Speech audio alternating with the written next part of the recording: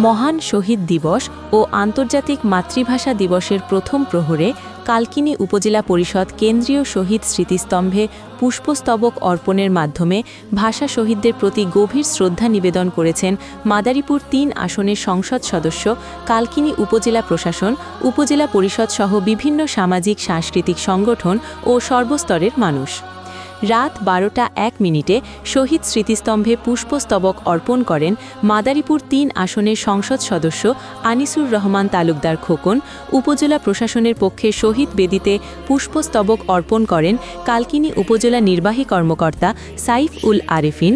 কালকিনি থানা পুলিশের পক্ষে পুষ্পস্তবক অর্পণ করেন কালকিনি থানার officer in charge OC Mohammad Jahirul Alam. Kalkini উপজেলা বিএনপির পক্ষে উপজেলা বিএনপির সাবেক সভাপতি বীর মুক্তিযোদ্ধা ফজলুল হক বেপারী ও সাবেক সাধারণ সম্পাদক মাহবুব মুন্সি পুষ্পস্তবক অর্পণ করেন।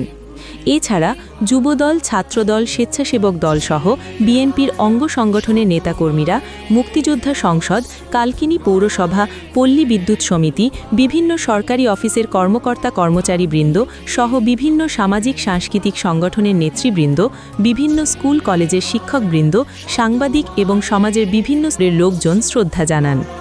ফুল দিয়ে শ্রদ্ধা নিবেদনের পর উপস্থিত সকলে শহীদদের প্রতি গভীর শ্রদ্ধা জানিয়ে 1 মিনিট নীরবতা পালন করেন।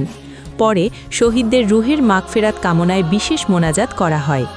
Desk news, Kalchakra 24।